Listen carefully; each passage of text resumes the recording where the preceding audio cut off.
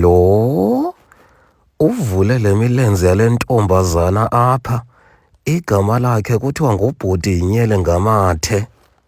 Indoda yaseMandela Park apha eMthatha kweliphondo leMpuma Kapa.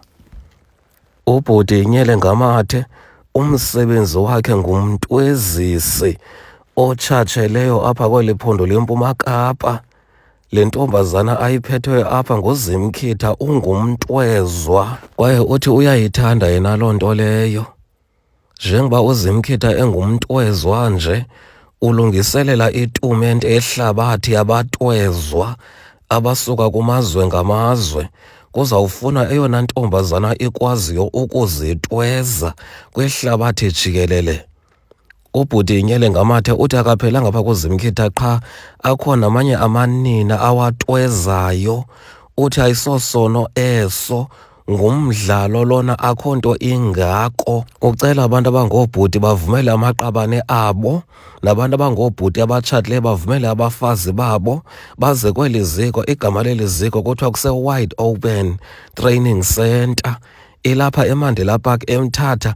Ishiye abantu bengawuvali tu umlomo, yindumasi eli ziko, kwaye thina simncoma kakhulu uBhutinyele Ngamathe. Uthi uBhutinyele Ngamathe uqale ukwenza lo msebenzi nyaka 2020 ngethuba ilizwe loMzantsi Afrika lijongene negongqongqo loburhalarhume i-COVID-19. Wavula eli ziko lokuba abantu abangoosisi abangabatwezwa bemane besiza apha kweli ziko lakhe i-Wide Open. Uthi ufuna umntu ongubhuti omnye ozokuba ngumncedisi apha, naye abe ngumntwezi, ibe ngubhuti ongenangqondo zimdaka. Uthi ufuna umntu angobhuti abaserious ngalo msebenzi ngoba sisonka sakhe esi. Ngoku akafuni uxuthwa intlaka akafuni umxutha intlaka emlonyeni, athathe isonka sakhe. Uqhubeke wathi uBhutinyele Ngamathe nabantu abangoobhuti balapha eMthatha neziphaluka abanomdla ukuba ngabatwezwa bangeza apha ezokumane ebatweza ebanqika.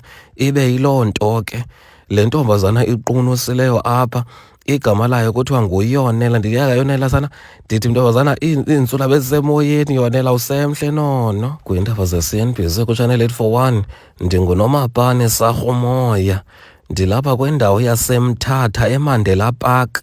Ndisafuna ukuzoku-andastenda uBhutinyele Ngamathe ukuba ezi ntombi kutheni ziquqa zibuyelela nje apha kweli ziko lakhe i-Wide Open Training Centre.